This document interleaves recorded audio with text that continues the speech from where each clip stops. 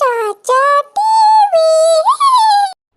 KBC में करोड़पति पति। सूरज के जीवन का एक ही फंडा था कि मेहनत तो गधा भी करता है, घर बैठे जो कमाए समझदार वही होता है। इसीलिए उसने कभी नौकरी ही नहीं ढूंढी। इस बात से हालांकि उसकी पत्नी शिखा बिल्कुल भी अग्री नहीं करती थी, पर फिर भी सूरज को समझाना बेकार था। टीवी में कैसे बनोगे करोड़पति का ऐड देखकर उसे लगा कि बस अब तो घर बैठे ही वो करोड़पति बन सकता है, और उसके पीछे उसने अपने सारे सोर्सेस एक्टिव कर दिए। 2 हफ्ते में उसके कलीग के साले के पड़ोसी के बेटे का सोर्स निकलता है जो कि उसे शो में पहुंचा सकता है, और सूरज उससे मिलने चला जाता है। अच्छा, तो हमें मुकेश जी बता रहे थे कि आप हमें शो में पहुंचा सकते हैं। हाँ, उसमें कोई तकलीफ नहीं है। मैं कल अगर कोशिश करूँ तो इसी महीने में आपका नंबर आ जाएगा। अरे ये तो बहुत बढ़िया हो गया। अच्छा, वो सिलेबस और क्वेश्चन पेपर का कोई जुगाड़ है क्या? हैं? उसका तो कोई जुगाड़ नहीं है। तो वो वाकई में कुछ भी पूछ सकते हैं? हाँ, वो तो बच्चन जी पर है, जो पढ़ते हैं वो पूछ लेते हैं। पहली कोशिश फेल होने पर अब सूरज के सामने एक बहुत बड़ा सवाल था कि आखिर जवाब कहाँ से लाए। तब शिखा ने एक सजेशन दिया, क्यों ना सूरज अपने चचेरे भाई सुमित से मदद मांगे, जो कि यूपीएससी की तैयारी कर रहा था। हालांकि इतनी मेहनत करना सूरज को समझ में नहीं आता था, पर कोई और रास्ता ना मिलने पर वो आखिर सुमित से बात करता है। अरे सुमित, हमारा कैसे बनोगे करोड़पति के लिए सिलेक्शन होने वाला है। तुम हमें थोड़े चिट बनाने में मदद करोगे क्या? अरे भैया, चिट बनाए तो सालों हो गए, उसमें हमारा एक्सपर्टीज नहीं है। बल्कि आप बोलो तो हम आपकी पढ़ने में जरूर मदद कर सकते हैं। हट, कैसी अनाप शराब बातें कर रहा है तू।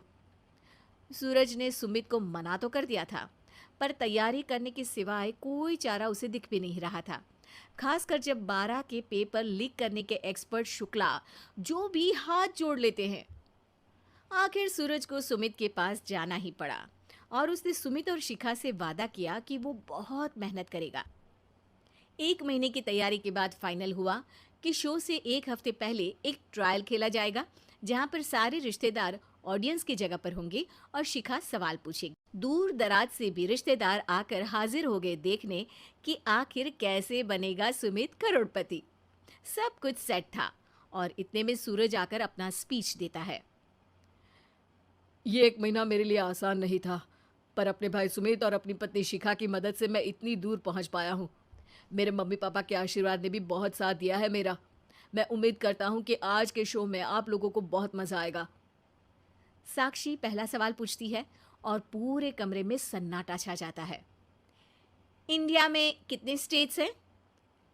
3, सॉलिड, लिक्विड और गैस। अरे रुकिए, तो ऑप्शंस तो देने दीजिए।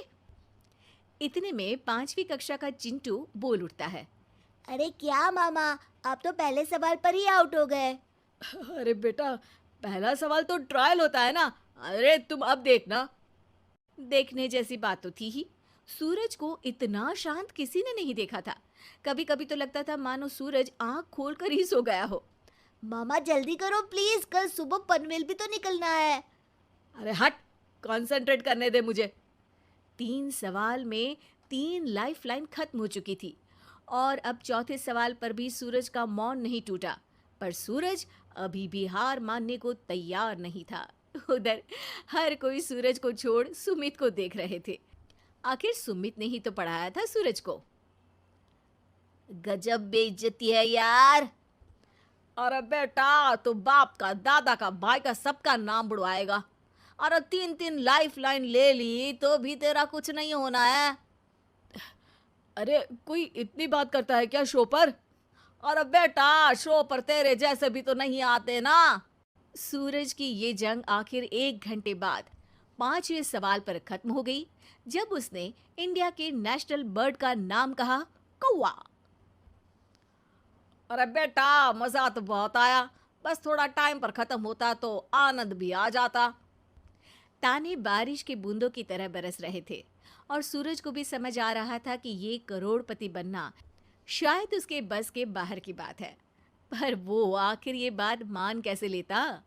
वो सख्त लौंडा जो ठहरा, उसने सोचा कि बेइज्जती तो हो ही चुकी है, पर अगर मैं हार नहीं मानूं तो शायद कुछ हो सकता है। शिखा, तुम देखना, असली शो में आग लगा दूंगा, आग, करोड़पति बनूंगा मैं। हाँ, सब्जियां खत्म हो गई है घर पे, ले आओ। पहले पति बन जाओ, फिर करोड़पति बनना।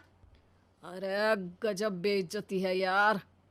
बेटा, अभी तो घर पर ही हुई है, 1 हफ्ते में तो तुम देश के सामने करवा कर आओगे। वैसे जब टीवी पर जाओ ना तो बस अपने मम्मी का ही नाम लेना, ठीक है? कोई पूछे तो बोलना कि पापा नहीं है मेरे।